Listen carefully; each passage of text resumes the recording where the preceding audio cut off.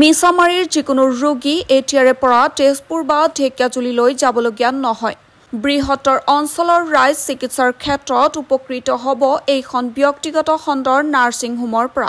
মিছামাৰী গৰুবন্ধা পলি clinic নামৰ এখন উন্নত মানৰ ব্যক্তিগত নাৰ্ছিং হোম ৰাইজৰ বাবে মুকলি হয়। গৰুবন্ধা পলি ক্লিনিকখন শুভ উদ্বোধন কৰে বৰছলা বিধানসভা সমষ্টিৰ বিধায়ক গণেশ কুমাৰ লিম্বুৱে। মিছামাৰী মহাবিদ্যালয়ৰ সন্মুখত স্থাপন হোৱা নাৰ্ছিং হোমখনৰ শুভ উদ্বোধনী অনুষ্ঠানত তেজপুৰ জিলা কৰ্মচাৰী পৰিষদৰ সভাপতি তৰুণ চন্দ্ৰ নাথ, মিছামাৰী মহাবিদ্যালয়ৰ পৰিচালনা সমিতিৰ সভাপতি ৰথীন্দ্ৰ দে, সম্পাদক লক্ষণ কুমাৰ দাস, মিছামাৰী বিজেপি ব্লক মণ্ডলৰ সভাপতি শিৱচৰণ গোৱালা, সমাজকৰ্মী কনক ভট্টাচাৰ্য, বাঁহবেৰা গাঁও পঞ্চায়তৰ প্ৰাক্তন সভানেত্ৰী চম্পা বড়ো, সমাজ সেৱিকা দুলুমণি দাস বৰা, ডক্টৰ লক্ষ্মী কুমাৰী, ডক্টৰ কল্যাণজ্যোতি দত্ত, কণ্ঠশিল্পী যতীন মুছাহাৰী, তিলেশ্বৰ বড়ো, ডিম্বেশ্বৰ বড়ো আদি উপস্থিত থাকে।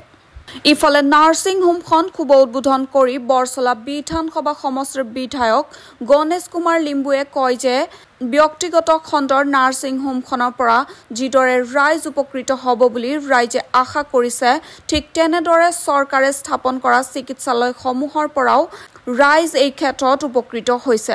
চৰকাৰী চিকিৎসালয়সমূহত পৰ্যাপ্তভাৱে চিকিৎসকে চিকিৎসা সেৱা প্ৰদান কৰি আহিছে। সংকটজনক সময়ত মিছামাৰীত স্থাপন হোৱা ব্যক্তিগত খণ্ডৰ চিকিৎসালয়খনৰ পৰা ৰাইজ উপকৃত হ'ব। গৰুবন্ধা পলি ক্লিনিকৰ স্বত্বাধিকাৰী আব্দুল ৰফিকে কয় যে এইখন নাৰ্ছিং হোমৰ পৰা মিছামাৰীৰ ৰাইজ উপকৃত হ'ব। 24 ঘণ্টাই নাৰ্ছিং হোমখন খোলা থাকিব। নাৰ্ছিং হোমখনত সৰ্বমুঠ 9 গৰাকী অভিজ্ঞ চিকিৎসকে নাৰ্ছিং হোমত ভৰ্তি কৰোৱা ৰোগীসকলক চিকিৎসা প্ৰদান কৰিব। যে নেক্সট মাহৰ পৰা সিহঁতে আমাৰ তাত 2 দিন ভিজিট দিব, সেইটো এটা ভাল খবৰ। আৰু লগতে ইয়াত আমাৰ ধৰক যাৰবিলাকে BPL কাৰ্ড আছে তেখেতসকলক আমি 10% ডিছকাউণ্ট দিওঁ, খালি BPL কাৰ্ড থাকিলে হ'ল। আৰু বাকীখিনি সুবিধা আপোনাৰ যেতিয়াই আহে ডক্টৰ পাব, 24/7 ডক্টৰ পাব। আপোনালোকে এজন ৰেচিডেণ্ট ডক্টৰ থাকিবই। আৰু বাকী ডক্টৰ যিবিলাক স্পেচিয়েলিষ্ট হয় সিহঁতে ভিজিট দিব, আপোনাৰ মৰ্ণিঙে হওক বা ইভিনিঙে হওক, সিহঁতে যেতিয়া ডিউটি অফ থাকে তেতিয়া আহিব, আহি পেলাই ভিজিট দিব। আপোনালোকে বাকীখিনি খোৱা মানে মাইনৰিটি আৰু বাকীখিনি প্ৰায়ভাগে ইয়াতে হ'ব।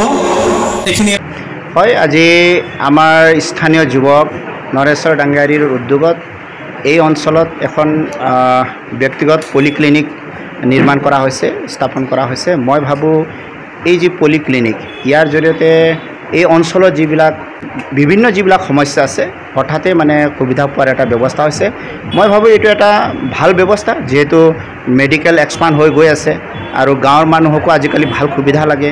গাঁও অঞ্চলতো মানুহে ভাল ট্ৰিটমেণ্ট বিচাৰে, সেইকাৰণে আজি গাঁও অঞ্চলতো এনেকুৱা প্ৰাইভেট এটা ইনষ্টিটিউট হ'ব পাৰিছে। তো আমাৰ এই অঞ্চলৰ কাৰণে ভাল খবৰ। আৰু যিসকল ডক্টৰ বা যিসকল লেবৰেটৰিয়ান যিসকল আছে তেওঁলোকে মই ভাবোঁ ভাল ধৰণেৰে এই অঞ্চলৰ ৰাইজক সেৱা আগবঢ়াব।